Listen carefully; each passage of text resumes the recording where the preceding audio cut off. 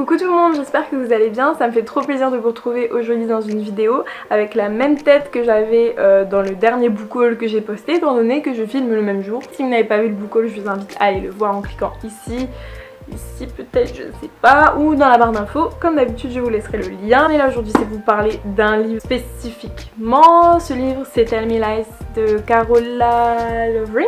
C'est son premier livre. Malheureusement, il n'a pas été traduit en français. J'ai contacté l'auteur pour savoir si une traduction était en cours et elle m'a dit que pour le moment non.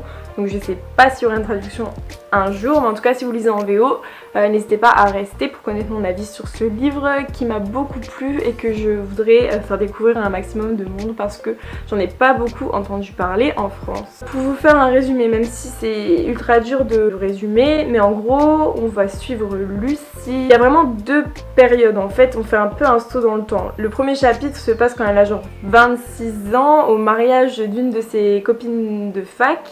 Et en fait on va avoir un chapitre ou deux, je me souviens plus exactement, dans cette période là. Et en fait on va faire un bond là où elle a rencontré Stephen, qui est le personnage masculin principal de cette histoire. Donc comme ça fait un peu histoire bateau. Moi je pensais que j'allais avoir affaire à une romance, donc je suis partie avec plein d'a priori, même si j'avais envie de lire une romance à ce moment là.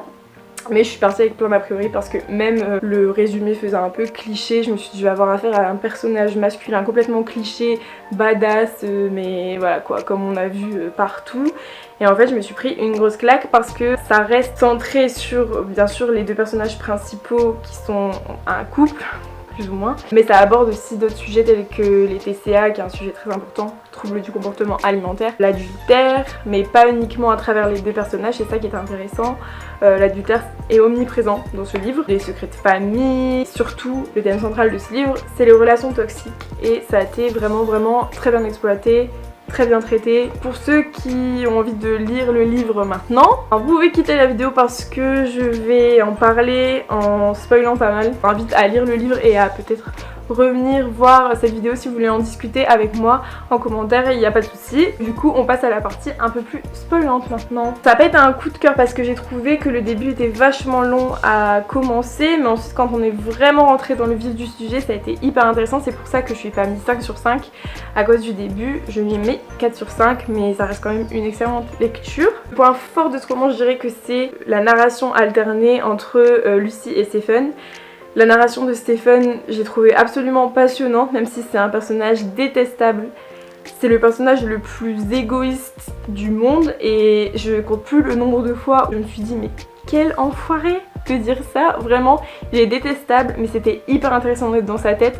J'ai pas eu l'habitude d'être voilà, dans la tête de personnages aussi tordus parce que concrètement il est vraiment tordu. Pour être honnête, si on était resté que sur le point de vue de Lucy, ça aurait été bien moins intéressant parce que Lucy c'est un personnage très superficiel. Je suis pas en train de dire que l'auteur a mal, enfin c'est pas concentré sur son personnage, je pense que l'auteur c'est ce qu'elle a vraiment voulu faire de Lucy un personnage très superficiel. J'aime pas les personnages superficiels, elle avait des réflexions des fois du genre c'est pas grave si elle est plus intelligente que moi, j'ai quand même des plus belles jambes qu'elle, vous voyez. J'étais pas une grande fan de Lucy. En plus de ça, voilà, c'est pas un personnage féminin hyper fort, hein, concrètement. Face à Stephen, elle est ultra faible et j'avais envie de lui mettre des claques des fois, mais d'un autre côté, ce personnage est cohérent. Donc comme je vous disais, le personnage de Stephen, il est extrêmement égoïste, ça se voit dans les réflexions et ça se voit aussi au niveau de la forme. Enfin, par exemple, vous voyez, dans les chapitres de Stephen, où on a ses pensées, on va dire que il parle de Lucy peut-être, allez, 10% du temps, et en général c'est relié au sexe, c'est pour dire elle j'ai envie de la baiser ce soir, vous voyez, mais vraiment c'est comme ça qu'il parle. Et en revanche quand on est sur le point de vue de Lucy, je pense que 70% de ses pensées vont sur Stephen, donc c'est aussi un moyen de montrer, je suppose, par l'auteur que il en a rien à faire quoi. Et c'est aussi incroyable de voir nous, comme il en a rien à faire dans ses pensées, mais de voir comment elle le voit et aussi comment elle arrive à se débrouiller pour qu'elle se rende pas compte qu'il en a rien à foutre, pour qu'elle pense que c'est l'amour fou entre eux et qu'il l'aime. Enfin, elle est vraiment super forte. Enfin, on est témoin de vraiment des trucs, vous voyez, quand vous savez ce que la personne pense, comment elle agit, enfin vraiment des fois ça m'a fait... C'était vraiment dur des fois de lire ça, mais super intéressant. Pareil, Lucy, elle souffre de TCA, elle nous en parle dès les premiers chapitres. Ça se voit, je veux dire, elle explique qu'elle maigrit de plus en plus, même lui il voit qu'elle maigrit de plus en plus, mais jamais du début à la fin du roman, il évoque le fait qu'elle soit malade. Lui, tout ce qui compte, c'est qu'elle ait des jambes magnifiques, et puis c'est pas grave si elle mange pas, c'est un truc qui lui passe au-dessus quoi. Donc ça prouve encore une fois l'égoïsme du personnage. Hein. J'ai aussi appris pas mal de choses dans ce roman, ce qui est sympa, elle est vachement documentée et tout sur la psychologie, ça se voit, parce qu'à un moment, on a une scène où Lucie, voilà, elle va carrément voir un psychologue pour parler de Stephen et comment elle vit la relation, et le psychologue évoque le fait que Stephen soit un sociopathe. Il y a Lucie qui dit que bah, c'est peut-être un grand mot quand même, sociopathe, c'est un truc qu'on relie souvent au criminel, et le psy lui explique que oui, c'est quelque chose qu'on relie souvent au criminel, mais ça n'a rien à voir à la base en sociopathe, c'est juste quelqu'un qui n'a aucune empathie envers personne. Et c'est exactement ce qu'est le personnage de Stephen, parce qu'on va le voir en interaction avec beaucoup de gens, et on se rend compte qu'il n'a aucune attache avec personne. D'extérieur, il peut paraître sympathique, hein, la plupart des gens savent pas que dans le fond c'est un gros con. La relation toxique, elle est aussi ultra bien dépeinte parce qu'on voit vraiment Lucie au fur et à mesure des chapitres s'engouffrer dans un truc. Son état est de pire en pire, son état mental, son état physique aussi, tout le monde lui dit qu'elle fait que maigrir et qu'elle a l'air trop plus mal.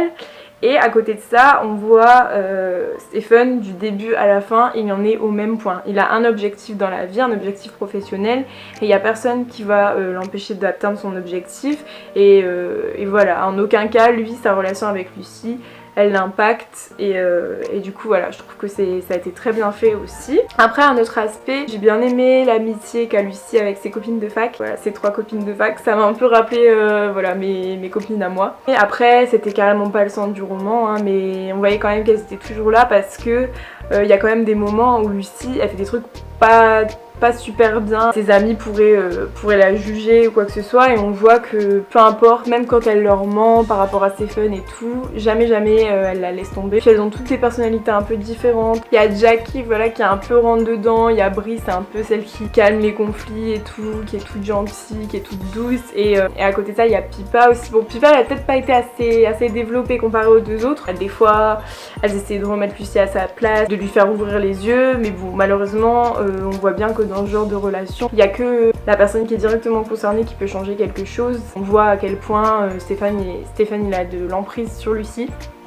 Et du coup ça fait flipper. Maintenant je vais vous parler de la fin, parce que la fin, vous savez que dans les romans c'est vraiment le truc que j'attends le plus, à savoir est-ce que la fin va me surprendre ou est-ce que ça se finit et t'es là tu te dis ah ouais, c'est fini. La fin de ce livre, c'était pas vraiment une happy ending, et tant mieux parce que je sais pas si vous me suivez depuis longtemps, mais vous saurez sûrement que j'aime pas trop les happy endings. C'est pas vraiment un happy ending, même s'il y a plus de positifs que de négatifs. Après on rentre dans le personnel, mais si jamais l'histoire vous parle et que vous avez eu peut-être une relation toxique, je pense que ça peut vous faire du bien de le lire parce que la fin est hyper intéressante. On voit que c'est peut-être possible de s'en sortir. Je voulais aussi préciser que tout ne tourne pas autour de cette histoire toxique, il y a encore plein d'autres petites histoires. Quand je vous disais qu'il y avait l'adultère qui était omniprésent, c'est pas que du côté de Lucie. Il y a des secrets de famille, il y a plein de petits trucs comme ça, donc je recommande. Après voilà, faut que vous sachiez que c'est pas une lecture légère. Si j'ai décidé de vous en faire une vidéo, c'est parce que j'y ai pensé beaucoup. Et personnellement, j'avais jamais été dans les pensées de quelqu'un d'aussi tordu que Stephen. Après, j'ai pas non plus lu énormément d'histoires qui traitaient ce sujet. C'est le premier qui parle de relations toxiques. Il y en a peut-être d'autres mieux, je sais pas. Si vous connaissez des livres qui parlent de relations toxiques, n'hésitez pas à me le dire en commentaire. J'aimerais bien découvrir d'autres, voir comment certains autres auteurs le traitent, ce sujet. En tout cas, je vous le recommande. Si vous l'avez lu, n'hésitez pas à me dire ce que vous en avez pensé. Si vous avez envie de le lire grâce à cette vidéo, n'hésitez pas à me le dire, ça ferait trop plaisir. Si vous voulez en discuter avec moi dans les commentaires, vous êtes les bienvenus, ce sera avec plaisir. Comme d'habitude, vous pouvez retrouver tous les liens pour me contacter en barre d'infos. Je vous fais de gros bisous et je vous dis à bientôt pour une prochaine vidéo.